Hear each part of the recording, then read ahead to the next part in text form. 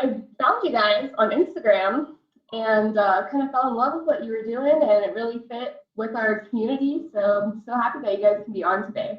We're definitely figuring out what you guys are doing at Smarter by Nature. Yeah, awesome. Definitely happy to be here. Cool. That's cool. Oh gosh, I lost the screen.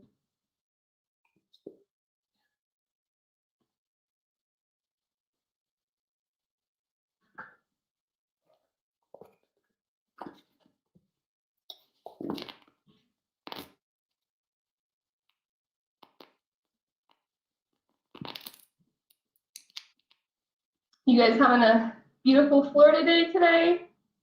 Yeah, we are. We were out in the hot sun earlier, getting our plants in the ground. We had a cold snap recently. So we just like uncovering our plants and getting our stuff ready because this whole weekend we're gonna be getting them in the ground. Cool. Probably gonna be a busy weekend. Yeah. Are you in Florida? No, I'm in Ohio. Oh. Love Florida, but I'm not there. Here I am in Ohio. Okay. That's what's up.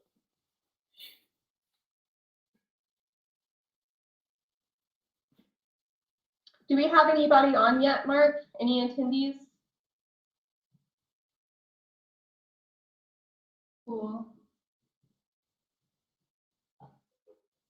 Yeah, that's fine. The broadcast is now starting. All attendees are in listen-only mode. Hey, everybody. Thanks for coming on today. We have Angelique and Kip from Smarter by Nature. So we're going to be hanging out with them for about an hour and talking to them about what they're doing and kind of what their journey's been. So don't be shy. Feel free to ask questions. Please engage. There's no reason to not ask. You know, we're all right here. So, so I'll just start it off with tell me about who Smarter by Nature is, and tell me a little bit about you guys individually, and then how you came together doing this, and just want to hear from the beginning. So, hello everyone. My name is Angelique. And I'm Kip. And we are the small-scale regenerative farmers and owners of Smarter by Nature. We are a local agriculture business located in Tallahassee/Quincy, Florida. And we grow produce for our local farmers market as well as provide education to our local and online community. Right now, we grow on borrowed land. The total acreage is 5, and right now we're cultivating 1 acre. We grow seasonal vegetables like greens and tomatoes, cucumbers, also herbs and fruit trees.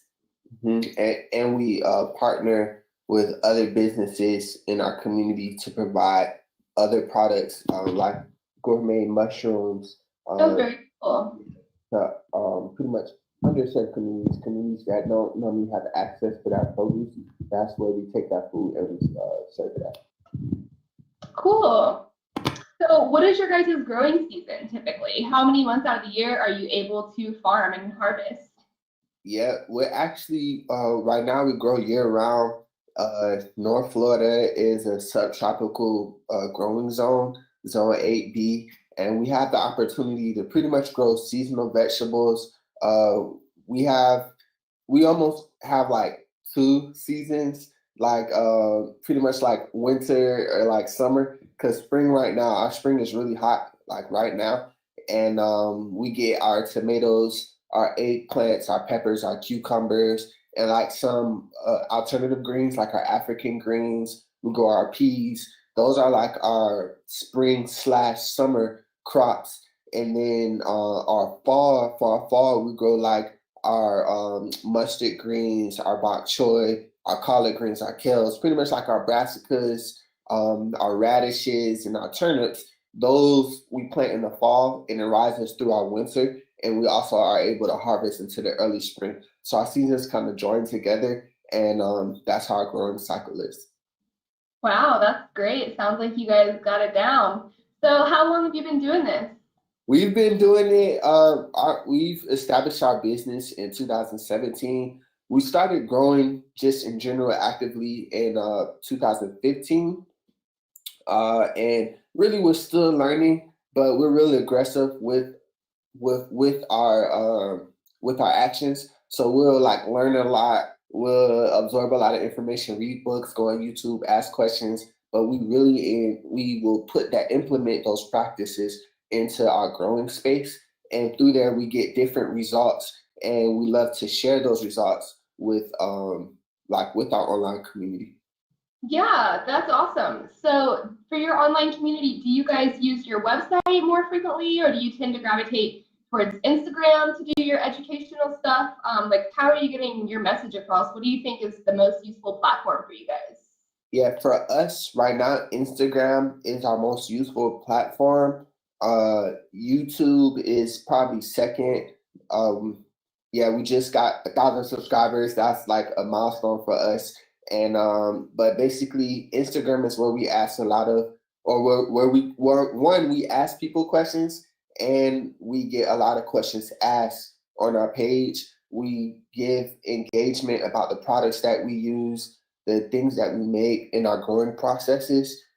People tend to like those updates and that interactiveness a lot.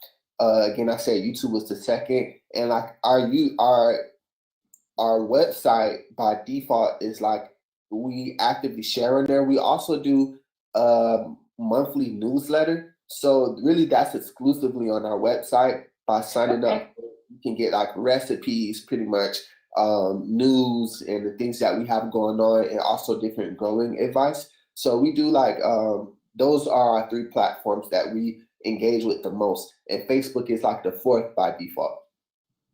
Cool. Yeah, I love Instagram too. I find a lot of people that I can connect with and network that are interested in a lot of the same things that I are, and super inspirational too. Some of the things that you find on there, what people are doing. And they're super small communities, and they just have a huge reach on Instagram. It's awesome. Yeah, absolutely. When we first started, it felt like we were in a bubble. Like it felt like, or in a vacuum, like it seemed like nobody else was like doing it because we weren't as engaged with our online audience. But once we started posting more, and especially the pandemic, during that time when people started being more concerned about connecting, we started seeing a lot more other people that were growing, and that really opened our eyes to the online community. Even if it's not going on in your city, the whole world is moving towards a more sustainable future. Very cool. So tell me a little bit more about, oh gosh, squirrel, the borrowed land that you guys have. So are you guys like farming off-site from your residence, and are you just renting acreage? Yeah. Right now we're farming off-site from our residence, and it's like a 30-minute drive to that space. And we bring the vegetables to our local market. This has been like our first full, like it's been like a year and a half since we first started growing this space. When we first started growing in general for markets, we were using like our backyard, which we still are. We were using like lots around town. We managed and operated community gardens around town where we would bring produce to the market as well. But this is our first time being able to have like such a large space. So 1 acre is what we're using right now. And we're not like renting. There's nothing formal. We've teamed up with the elder in the Quincy community. And pretty much we were presenting about our business at FAMU. And at FAMU, which is a university, agriculture university in North Florida, there was an elder, Miss Dr. Ford, and she was there. She heard our message. She liked our passion and our vision, and she allowed us to like farm her space. The farm has been there for it's been a farm for 20 years, but it hasn't been used for 20 years. Like Wow. yeah. So we pretty much are like reigniting the soil. We're like making reuse of like her greenhouse structure. It's just been sitting there for a long time. So it's really cool. Cool. So what happened in 2017 that inspired you guys to take this big leap and decide that you wanted to be farmers and start selling in local markets? Well, it began just by doing a whole bunch of research, just intaking a lot of knowledge. And we started off by learning about permaculture. So Kip took an online permaculture class and I started learning about it. I studied environmental science. So I already was wanted to be in the environmental field. So we started learning about permaculture, how to really design landscapes and use small spaces and learn how to use large spaces. So in 2017 was when we started to go to our community garden more frequently. We'll get up at 6 a.m. to ride our bike or walk to the community garden, and we'll spend like all day there. We would make our own projects and we'll try to really implement what we learned. So we were spending so much time that we were like, okay, maybe we need to try to turn this into a business so we can make a living, since we love to do this so much. And we were learning that people around the world were making a living, making a profit. So we wanted to try our hand at growing and getting into the agriculture field. So it was like all the knowledge coming in and we wanted to utilize that. That's great. What did you guys do prior to taking this on? Prior to that, we were students. We lived the student life. My major was sociology. Hers was environmental science. She was the manager at the for the Frenchtown Farmers Market. And then me, I did like various art projects in my community. And we had no background in agriculture, but we found our interest through gardening. And That's so cool. What were some of the first plants that you guys tried to farm and harvest? I think the first plant that we tried to really farm and harvest were collard greens, and they did really well for us here in the South. What else was some first ones? I was thinking sunflowers. That was one thing that we really loved flowers, and we wanted to incorporate like the pollinators into our space. So. Yeah, and we also we don't do it anymore, but we used to sell microgreens. So we grew microgreens for about 3 years. We actually just stopped last year. So we started selling microgreens in 2017, and it was just we were doing it from home. Nobody was doing microgreens in Tallahassee, in our small city. So we wanted to get the first jump on it and just provide another alternative in terms of nutrition at our market. So those were some of the first crops we grew. Cool. Are you guys a two-person team, or do you have help with all of this?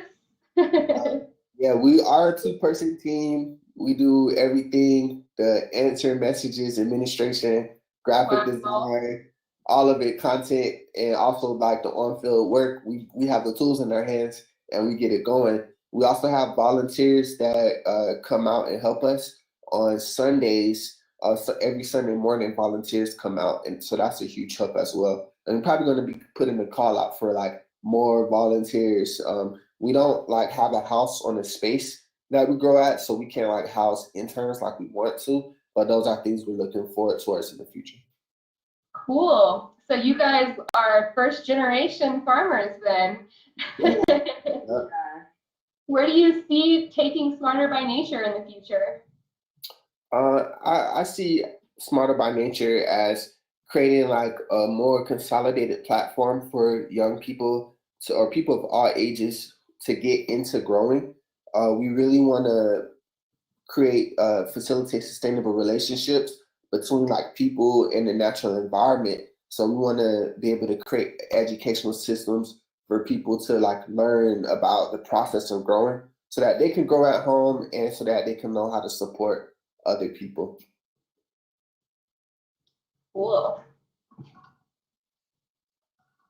You guys have any big goals that you're trying to crush for 2021? Well, right now, we just want to have a great season. We've been taking care of all of our seedlings, and we're anticipating kind of a hot summer. So we try to plan out the crops that will most thrive in our area. So we're just looking forward to a good end of spring and summer season. We're planting watermelon. This is the most watermelon we've grown, and also African spinaches, because they really are tolerant of the heat and they produce a lot. So we're just really looking forward to having a good market season. Do you guys do this full time for your jobs? Yeah. Right now we do. Great. Yep. I think we've heard a lot of people talking about how hard it is to be profitable full time and take farming and marketing and stuff to be able to just go with that. I know it's a lot of people's dreams, but they're like, oh, we have to do this alongside that. So how do you guys manage doing that? Just you save costs on doing things on your own, or? Yeah, we save costs by doing things on our own. A lot of the money that we get does go back into the business, and like we're growing towards more profit as our business becomes more consolidated. Like I said earlier, we will go from space to space to space, and each year that would create its own challenges, because like we would start growing immediately while we're like setting up our space in order to like get income for the materials that we need. But as we're getting older and like wiser in our process, we are getting like more support and understanding like what crops that do best in our area and what crops like turn the most profit, and like we're getting our timing down. So it's like building, and like we're definitely growing towards profit. So did you just figure all of this out trial and error along with books that you read? I mean, how did you get the timing down, and what grows at the right temperatures and the peak times and all of that? And just, it hasn't been very long. It seems like you guys have learned so much in this short amount of time. Yeah, I mean, all we do honestly is like read and research. It sounds crazy, but like that's literally all we do. But like we love reading and we love learning. We also link up with other growers in our area, and we talk about some of the growing patterns and challenges that they face. And like we just share information and exchange with our community. That helps us out a lot, but a lot of it is just trial and error. We tend to like grow. We'll grow like a lot of things at once. And one of the things we're learning how to do is to like, we're trying to find our prime selection. We're trying to find like the crops that really do well for us specifically, based on how much time we want to spend in the field, how much profit we want to make, how much we want to produce. But having the diversity of crops in the early on stages allows us to take a lot of notes real fast and to see what works, versus like only doing like generic things that may not work for everybody. Right. And in addition, we talk with each other a lot. So we get to kind of synthesize the information after we are finished binge watching on YouTube. Yeah. We might spend like a few days only looking at how to increase the microorganisms in the soil, and then we'll like dive straight deep into that, and then we'll just talk about it so much. And really, it's the talking with each other, talking with our other friends and farmers that helps us along the journey. Like we said, this is still the beginning for us. We have a lot to learn, but we're just trying to implement it as we go. Have you guys heard of the ECommunity before I reached out? Just curious. We haven't heard of the ECommunity before. Cool. Well, maybe you guys can find some use of some of the videos and webinars that we have up on our sites. That might be helpful. Absolutely. Definitely.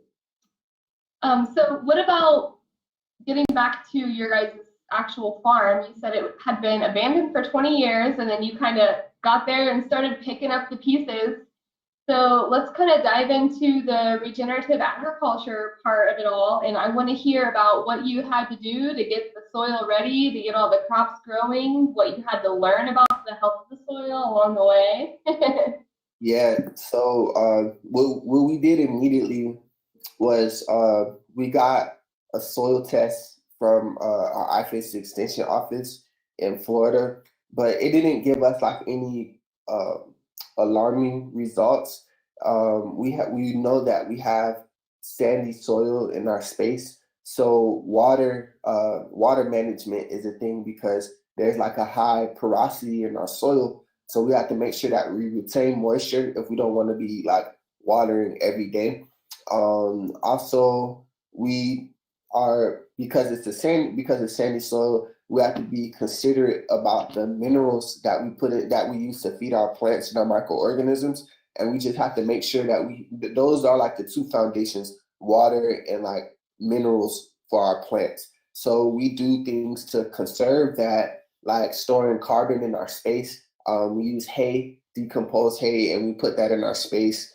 And they say that for every 3 inches of rainwater that falls when you cover your space with carbon, with like hay and straw, it retains 1 inch of water for future use. We're concerned about the microbial activity in our soil, and pretty much preparing our soil is like the first thing that we do. We don't use synthetic fertilizers. We use molasses because that's what's accessible in our space. We use like leaf mold, which is like Korean natural farming. We use worm castings, like different like organic methods like that. That's what we use to feed our plants, and that's really the foundation for us having a strong season. Right. And when we first got to the farm, we immediately started making permanent raised beds. We heard about that technique from John Martin Fortier, and we figured it might help in our space just because it was so sandy, and we wanted to implement no-till practices. We wanted to make our beds one time just because it was the two of us, and we didn't want to recreate the beds and reshape them over and over. So that's what we did first, as well as add carbon to our space. We learned a lot from Ruth Stout and her no-dig gardening methods. And basically her method is using hay to feed the soil and to smother weeds and to store moisture. So we do a lot with combining different techniques, and I think that really helps us out. Yeah, we found one of the common denominators through all our learning vectors was to keep your soil covered. So that's something that we are really into. This year, we're moving away from like using hay in our space, and we're moving towards using cover crops more. So that's something that we just started last year, and it's something that we look forward towards continuing, but just different methods pretty much about keeping our soil covered. Very interesting. What do you guys do to combat like the bugs and the weeds? It's all a learning process, and Yeah. it's definitely a spectrum because we're not one of the farmers that are trying to like eliminate all of the weeds in our space, and we don't want to eliminate all the bugs in our space. Well, But right. yeah, but we do want to preserve our crops. So what we do is we kind of have like a sliding scale, like a spectrum of tolerance or like a threshold of acceptability in our space. Now, when it comes to bugs, we're actually very aggressive. So we'll like spend time really early in the morning making sure there's no like tomato hornworms on our tomato plants. We'll check our college for aphids, and like we'll just check our plants. Really just checking our plants. We do use BT, Bacillus thuringiensis, for our crops like early on to like help fight off any worms, any like caterpillars that may appear in our crops. We're looking towards like using like neem oil for our fruiting crops. But outside of that, it's just really handpicking and just being on top of your plants. And in terms of weeds, we usually have like weeding sessions, maybe around like 3 times in the season, like one at the beginning of the spring, one at the kind of like the end of the summer, and then one like probably like mid like in the end of fall, beginning of winter. Right. And in addition to that, we're looking forward to creating our own fertilizers and pesticides using Jadam natural farming, just using strong smelling herbs. We've experimented with using garlic, like a pound and a half of garlic, boiling it down and making like a concentrated substance, and we'll dilute that in water, and we spread it on our crops last season, and that trial run did really well. So we're looking at like making our own pesticides just to make sure that it's cost effective for us and it's harmless to the plants and environment. Do you guys you keep saying that you've done all these trial runs and everything, and I'm like, gosh, I don't think I would be able to remember last year what did well and what didn't. So do you keep a log, or how do you maintain all your data and be able to tell like any trends along the way? Yeah, keeping a log is crucial. And so we have like a notebook. We take notes about like what crops did well, and also like we just talk a lot throughout our process. Like, oh, remember how this did last year, or remember how this did this year. Let's see, last year at the end of the season, like one of our challenges it happened to us for the first time ever, and that's the only time it's gonna happen.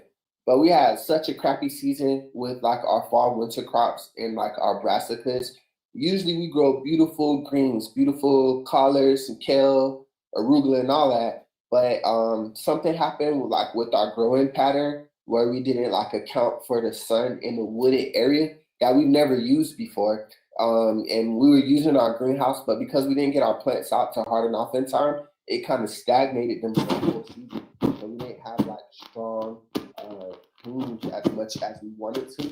We topped those greens down, and they're actually growing up like good and strong right now. But that's just something that we learned, like in our in a new location. It was like last minute. We didn't have time to like analyze the space as we have wanted to. We had to make a last minute choice.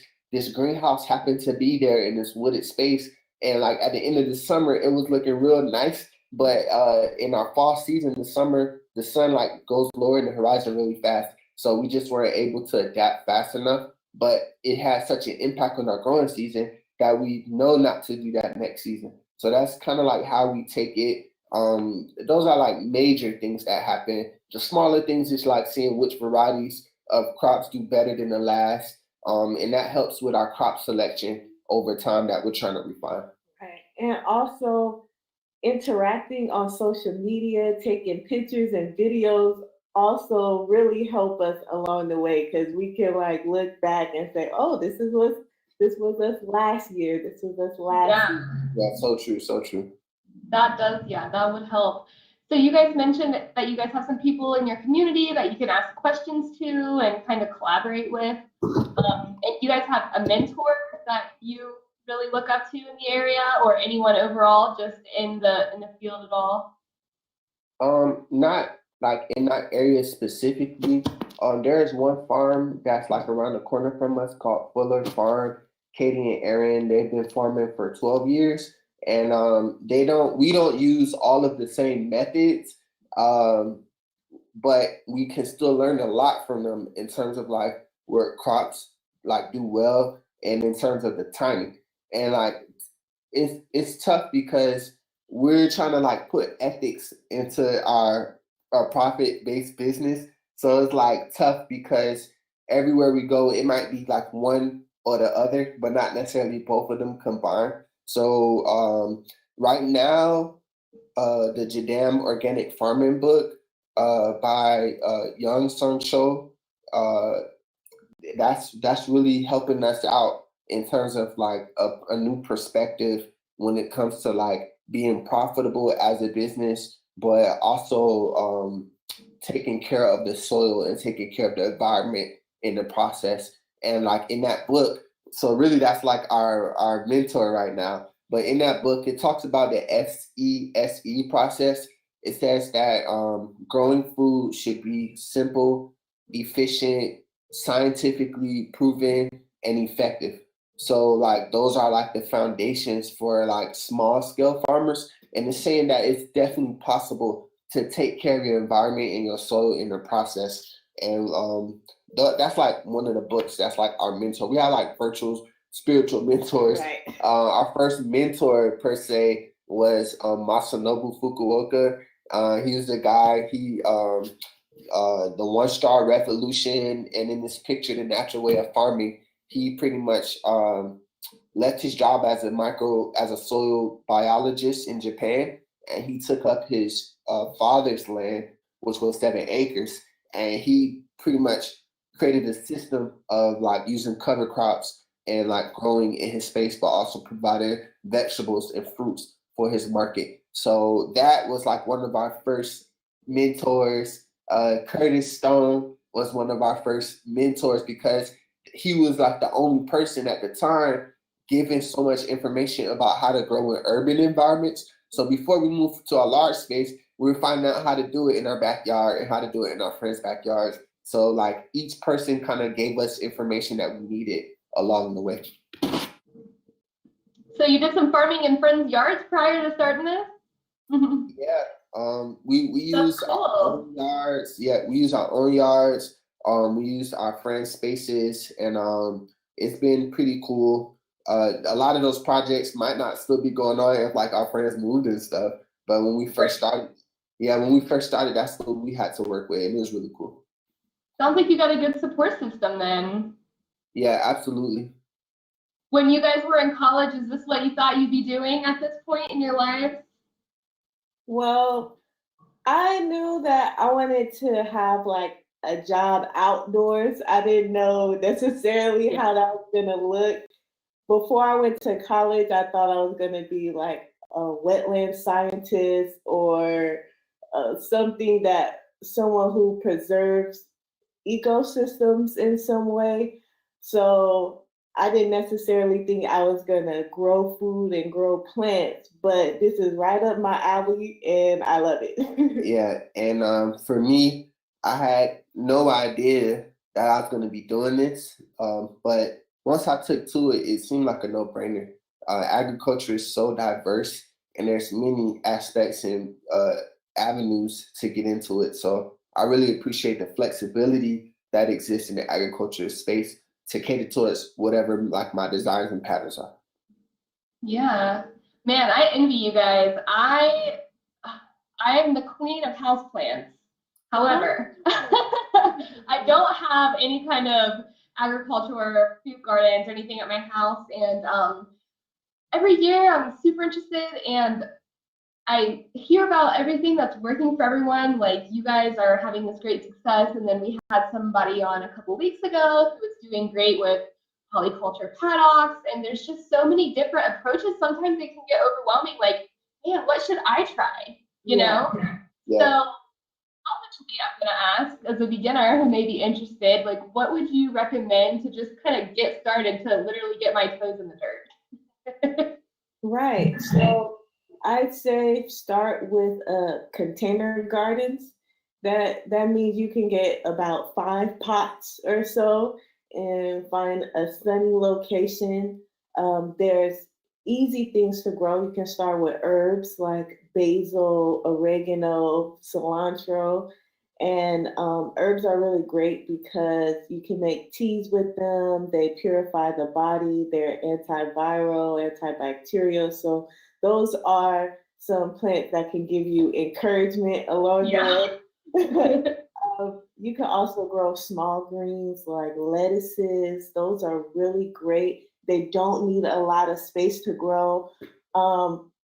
On our story right now, I posted about how I grew lettuces in cardboard boxes. And we get cardboard boxes from delivering mushrooms to our farmers market every Saturday. So we just have all this cardboard, and we wanted to do something with it, and we needed like more beds to grow. So we just figured, how about we just throw some soil in here, throw some seeds. Yeah. So pretty much just getting containers that you need, small Right. containers, and putting that in any sunny location you have. That's like the easiest way. And then the next venture out is looking outside of your home into your community and see if there's any community gardens in your area and getting directly involved in that, or Right. bugging your city about starting one. So I just want to prompt the audience if anybody else has any questions before I keep going. And Mark, I don't want to be taking it away. So if you have anything that you want to mention, feel free to jump in at any time. Mark's behind the scenes.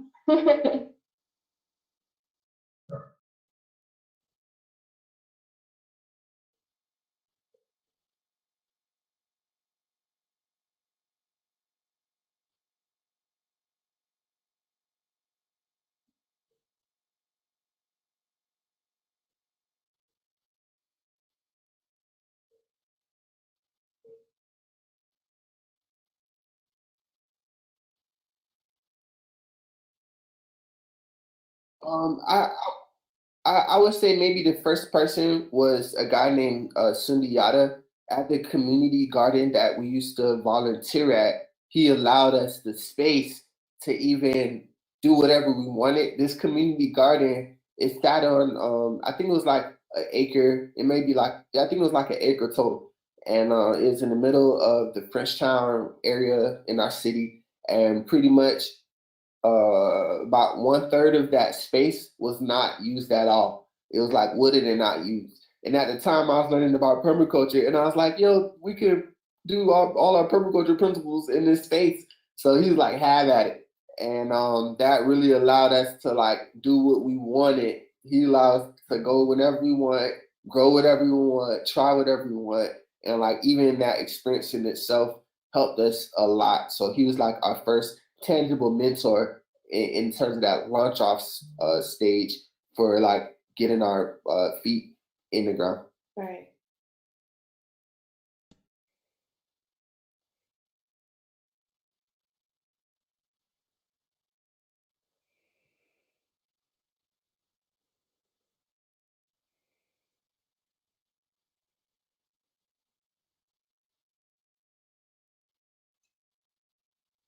Yeah, so when we were growing microgreens, we were supplying to local restaurants in our space.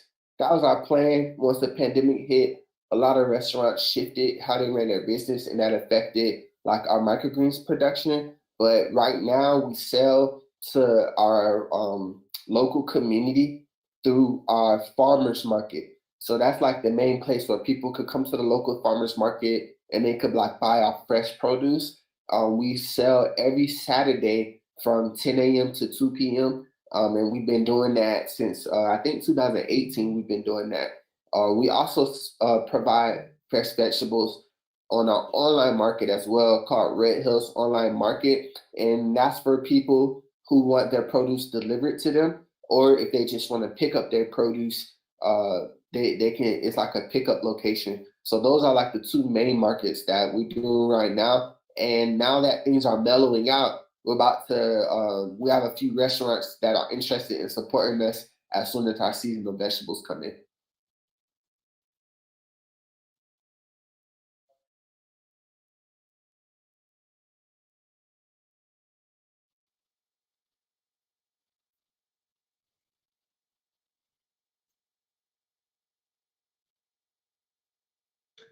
Yeah, I'm trying to enlarge it.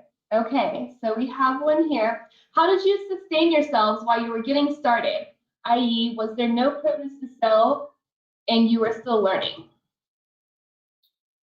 So when we first started, I was working other jobs, and we'll use that money to fund our business ventures, and we'll just try to be cost effective. Yeah. Try to see if there's materials that are already available or free. Yeah. And we opened up a business account. Yeah. We opened up a line of credit, and we swiped our credit card for like our essential materials that we need. And like we're not debt free right now, but we will be this year, like in terms of our business. So that's going to be a milestone for us, is being able to pay off our debt from the credit that we use in order to establish our business. So those are like the two ways. It's the money that we initially saved for ourselves, because we didn't have nothing to have like right now we have a Patreon account. So people send us money and they support us and they help us out. Patreon Smarter by Nature if anyone's interested. But when we didn't have that in the beginning, we just had to use our own money that we saved prior to that, that our family may have given us, or that in our line of credit as a business, we had to pay for essential materials to start off with, like soil mix and containers. That was like the first thing. Soil mix, containers, basic tools, water hose. Those are like the first things that we spent our money on in order to like get started. And then we started growing microgreens, and that's like a quick crop where you can get a quick form of income, like quick. So that's what we started doing in order to get established. Wow. So when you guys first took this leap, were you like, oh my gosh, this is a huge risk? Or did you know that everything was going to work out just based on everything that you learned along the way? Yeah. It's like we didn't spend over $5,000 initially to get started. So we knew that as long as it was under that over time we can pay that off. So we weren't thinking super risky, like, yo, we didn't buy farmland. We didn't like say, all right, we're going all in. Yeah, it wasn't that much of a risk. So we had more mental space to be able to just grow towards our goals. We are looking to get our own land really soon, and we had to create a plan for profit and to get our system. So that's something, our big leap is yet to come. And all of the information we've been learning is leading us towards that. But initially, we just made small investments. We made small risks that we knew we could manage. And I mean, selling microgreens, you sell at 2 to 3 markets, and we're selling like up to $200 at a given day. So that was around that's actually around $1,600 a month, that just off of selling microgreens at 2 markets for 4 weeks out of the month. So it wasn't super crazy. And also us working with the other business to sell the mushrooms right now. Yeah, talk about the mushrooms some. I've been seeing some cool pictures on here, things I've never seen before, and I want to hear about it. Yeah, so initially we actually started growing our own mushrooms at home. We were like you and other people, like, man, there's so much things for us to do. What to start with, or what can we grow? And we were watching so much stuff, so microgreens, urban farming, mushrooms, and we were just trying our hands at all of it to see what worked for us.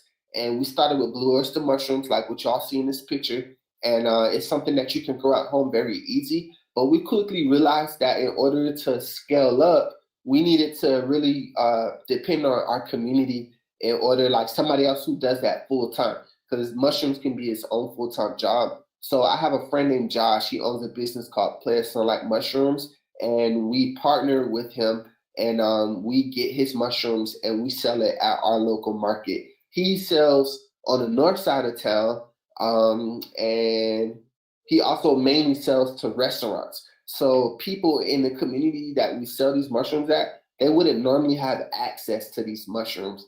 And for us to be able to bring it there, it's just an opportunity for ourselves and for like those people to learn more about healthy foods. Mushrooms are super healthy. They provide adequate amount of vitamin D. They're high in protein and they're super easy to work with. They're also antibacterial, so they really help fortify our immune systems. And it's really something that we really like to add with everything else we sell. So where did you start growing them? Did you do them indoors, outdoors when you first started?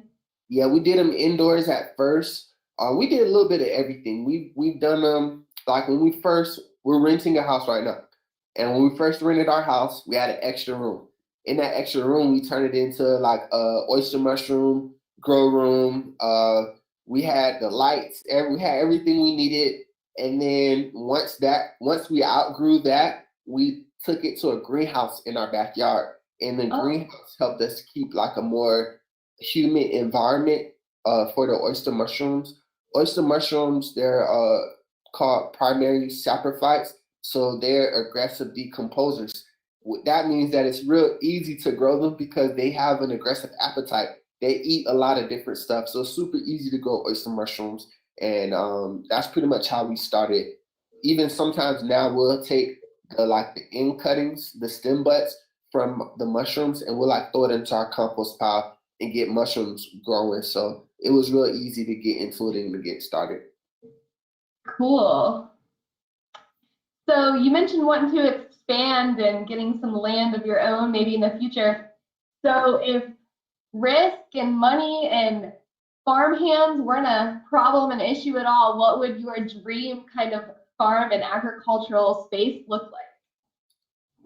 It would start off with like 5 to 10 acres, and we'd have actually a fruit orchard. So that's something we're learning about now. Somebody gifted us, one of our Instagram followers gifted us like a ton of fig cuttings that are doing really well in like elderberry trees. So we have a lot of trees right now in our backyard, like in small pots that are going to need new homes in the next year or two. And we're like, we want to do this. We also are really interested in like growing persimmon fruit. That's like a undervalued fruit, undermarketed fruit. If you look on the USDA, like there's a lot of information about persimmons that it may be like a crop of the future. So we're really into seeing what fruits, like perennial fruits, grow well in our environment, and we think that that's a niche market for growers that have access to the space. Is growing perennial crops in your area. It fortifies your growing process because perennial fruits, they have a longer season, a longer growth cycle. So it's like less stress on the person, but you can harvest that and you can create value added products by creating dehydrated stuff. You could create jams and jellies. It's different things that you can do. So in the ideal world, we have our fruit orchard and we do like alley cropping or agroforestry, and we have like our key annual vegetables in between the rows of our orchard crops. That's cool. probably what it would look like. Anything to add, Angelique?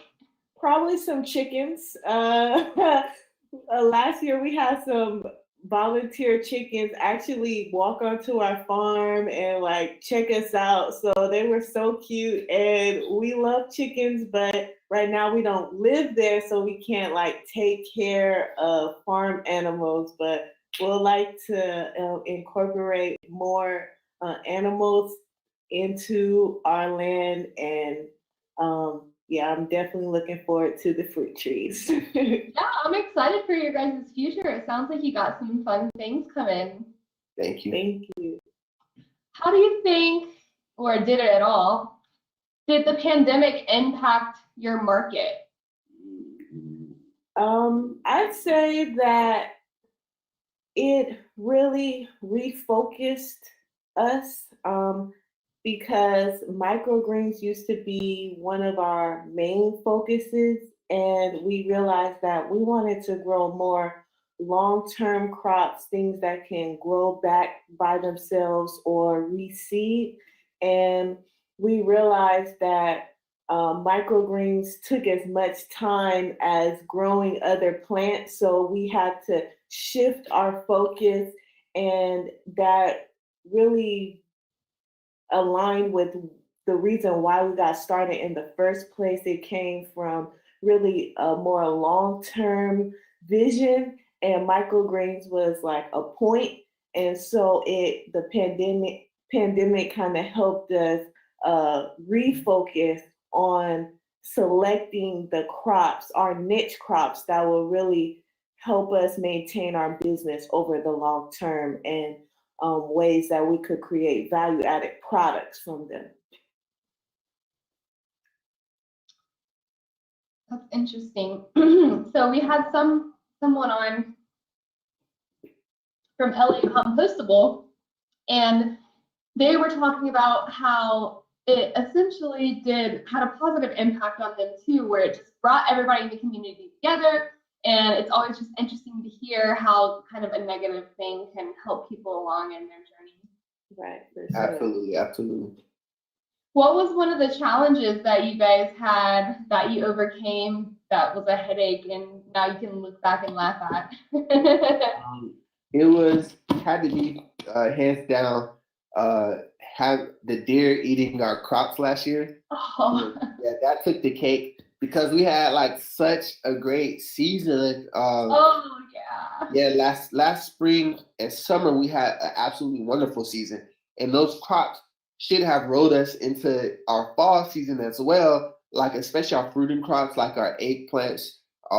We had like okras, sweet potatoes. We thought we were gonna grow a ton of sweet potatoes, but the deer devoured that, and that was our first time dealing with wild animals. Because remember, we came from an urban space, and we found the value of a fence, and that's something that we invested in. So we purchased a fence around our growing space, and now we can just look back and laugh and know that the deer won't be eating our crops this year. It's almost crazy because now it's like we have the liberty to regrow those crops that we tried. And I think that's one of the challenges. And now we know whenever we get a rural space that if we care about certain crops, that we need to protect it. Right. And the timing of everything was, I guess, on time because the deer eating our crops and COVID kind of came together, and that provided more opportunity for grants and local farmers. So we were able to get our fence to be established. At first, we thought we were going to have an electric fence and we're going to put it up ourselves, but we were fortunate enough to have that put up for us. Yeah, so now we have like an 8-foot metal fence, and it's working really well so far. Oh yeah, I was gonna ask about that because I've seen a deer, clear a fence. Right. So it's an 8-foot fence. I guess that would do the trick. Yeah. It's 8 feet, and it's crazy because our friends that we mentioned earlier, who are like our mentors, who were farming for about 12 years, they lived around the corner from us. They had an 8-foot fence as well, but it was made out of some type of plastic. And they drove up to their farm early in the morning. They saw a deer, they surprised the deer, and the deer ran through the fence, like through the 8-foot plastic fence. And then it ran all around the farm, and then it ran back out. So they had like 2 holes that they had to fix. And yeah, ours is metal. So I said, man, if deer jump over this, somebody call the circus. They earned that. They earned that dinner at that point. They earned it at that point. We also, like, when we went through that problem, we asked all of like our followers on Instagram and our community members, like, yo, what are some of the best methods you all have? And we got all type of tips, like having motion detected radio to play sounds, or like ribbons and peanut butter on the electric fence and all type of stuff. But the 8-foot fence is just like the most secure method for like security. So did that take a long time to put in place?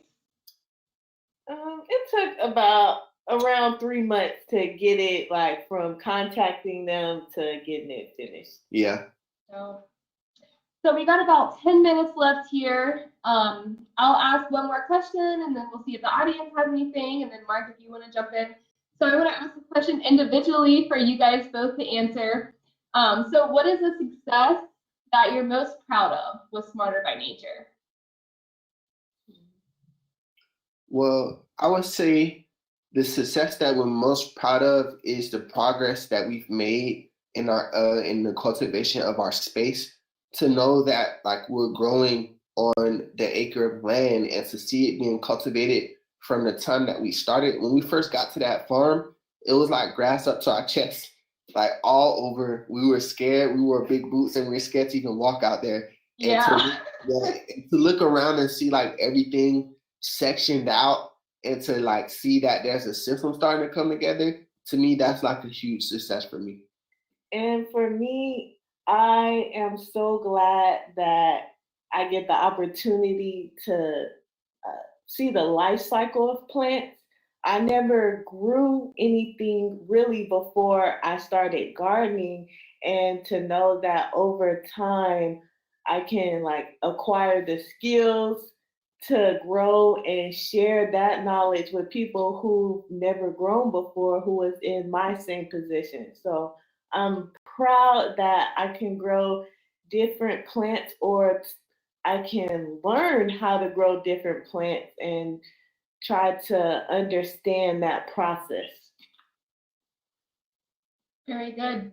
So talk about the education a little bit more, if you guys don't mind. I'm sure you're educating your community members and people like me and our listeners, but what else do you do to, where's your reach, I guess? Yeah, we do. I mean, prior to the pandemic, we were going to like we had like Community Healing Day in Tallahassee, and we worked with like the youth, with young kids, talking about just the seed process, how to grow a seed, how to put plants into the ground.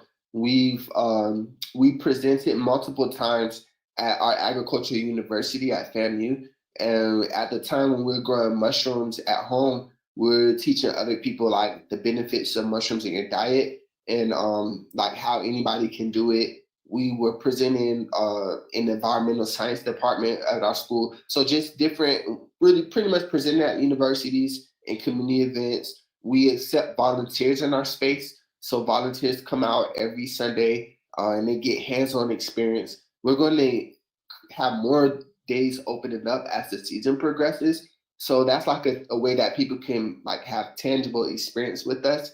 And then of course sharing all of our information online and like via YouTube and Instagram. Right. And then as we get more of our system together, we will want to have classes and courses online. That way people across the world can really see what our growing methods are, and we can share those with them as well. Cool, cool. Well, maybe you guys could think about doing a course for us if you have a specific topic that you're super interested in or really passionate about. Maybe do, 3 or 4 sessions on it. That would be awesome. That sounds like a plan. Something to think about, something to think about.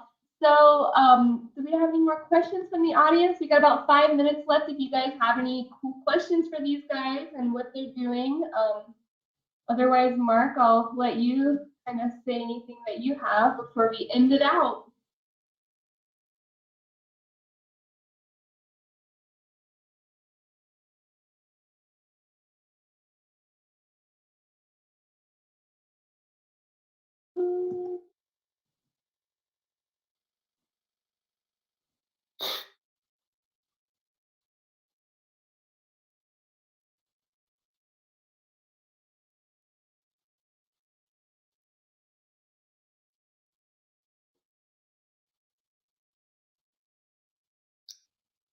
Yeah, the mushrooms right now, just to give out insight about how the mushrooms are grown that we sell, they're grown indoors on like substrate blocks. But when we first started, we were using a pasteurization method where we would pasteurize straw in hot water on top of our stove, and we get like straw, put in the pillowcase, boil it for an hour and 30 minutes, make sure the temperature is no higher, like around 170 degrees. And then we would create like a lasagna with the mycelium, the substrate. We use gypsum, and we put them into like these tube bags, and we real tight, poke holes in an X pattern, put tape over it, and hang it in our area. The mycelium, it would colonize the substrate, and then it would burst through the holes. And that's how we grew our mushrooms when we first started.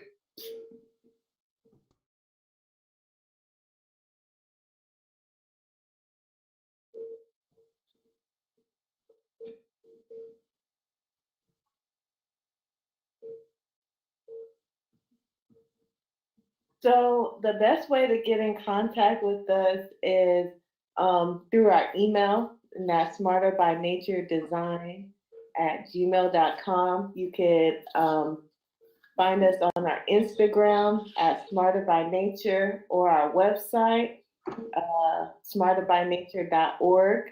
Yeah, but the best way is the email and the Instagram though.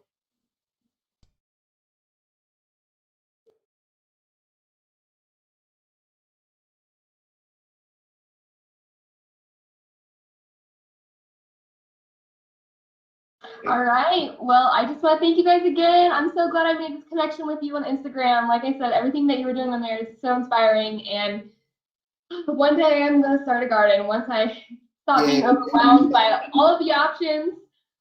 So just thanks again for coming on, and I'll let you guys kind of say any final thoughts and we'll close it out. Awesome. Thank y'all so much. Feel free to Instagram, hit us up on our website, YouTube, Smarter by Nature TV, and then our Patreon, Smarter by Nature. Reach out to us, let us know what you guys are doing, and we appreciate y'all for having us. Yes, thank you. It was Cool. great our story with you all. All right. Thank you, Angelique and Kip. And if you ever want to do any more work with us, just send me an email or write me on Instagram. All right, sounds great.